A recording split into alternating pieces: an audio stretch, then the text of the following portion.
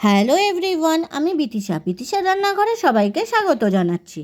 শীত প্রায় নেই বললেই চলে। এই সময় দুপুরে যখন হালকা পাতলা মাছের ঝোল খেতে ইচ্ছে করে, তখন বাটা মাছ দিয়ে কাঁচকলা নতুন আলুর হালকা ঝোল একবার ট্রাই করতে পারেন। তাহলে চলুন দেরি না করে রেসিপিটি দেখে নেওয়া যাক। তার জন্য প্রথমে বাজার থেকে নিয়ে আসা বাটা মাছগুলোকে ভালোভাবে কেটে ধুয়ে পরিষ্কার করে একটি পাত্রে নিয়ে নেব। এরপর মাছে পরিমাণ মতো লবণ ও পরিমাণ মতো হলুদ দেব। ভালোভাবে মাখিয়ে নেব। কিছু সময় আলাদা করে রেখে দেব। অন্যদিকে আলু কাঁচকলা কেটে ধুয়ে জল ঝরিয়ে রেখে দেব। কড়াইতে পরিমাণ মতো সরষের তেল গরম করে নেব। তেল গরম হলে লবণ হলুদ মাখানো বাটা মাছগুলোকে এক এক করে গরম তেলের মধ্যে দিয়ে দেব। দুই পিঠ ভালোভাবে ভাজা হলে ভাজা মাছগুলোকে এক এক করে তুলে নেব। বাকি মাছগুলোকেও গরম তেলের মধ্যে দিয়ে দেব।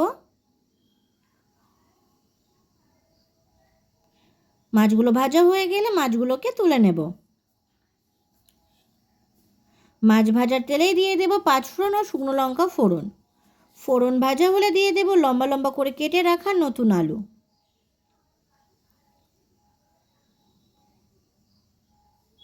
আলুগুলো কিছু সময় ভেজে নেব।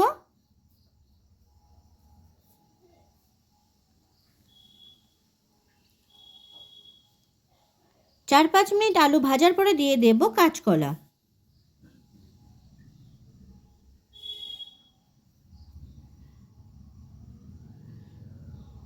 তিন চার মিনিট ভাজার পরে দিয়ে দেব পেঁয়াজ কুচি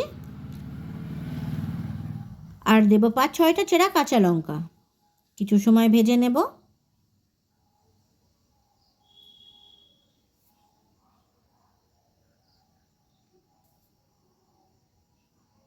পেঁয়াজ কাঁচা লঙ্কা ভাজা হলে দিয়ে দেব পরিমাণ মতো লবণ আর দেব পরিমাণ মতো হলুদ। 2-3 মিনিট ভেজে নেব। এরপর দিয়ে দেব টমেটো কুচি।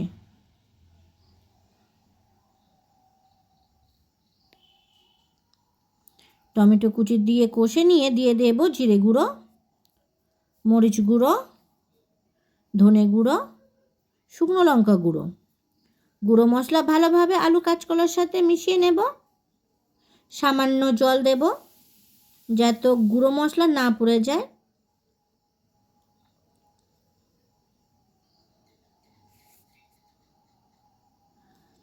মশলা ভালোভাবে আলু কাঁচকলার সাথে কষা হয়ে গেছে। দিয়ে দেব পরিমাণ মতো জল। ঝোল একটু নেড়ে চেড়ে নিয়ে ফুটতে রেখে দেব।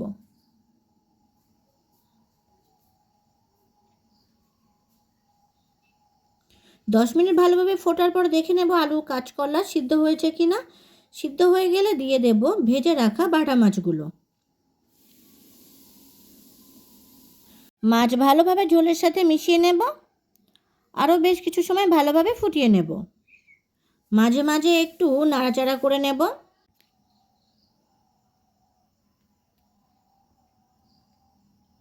ঝোল ভালোভাবেই ফুটছে। তৈরি হয়ে গেছে বাটা মাছ দিয়ে কাঁচকলা নতুন আলুর হালকা ঝোল। ভিডিওটি কেমন হয়েছে অবশ্যই কমেন্ট করে জানাবেন। আর ভিডিওটি যদি আপনাদের ভালো লেগে থাকে তাহলে চ্যানেলটিকে সাবস্ক্রাইব করতে একদম ভুলবেন না। ধন্যবাদ।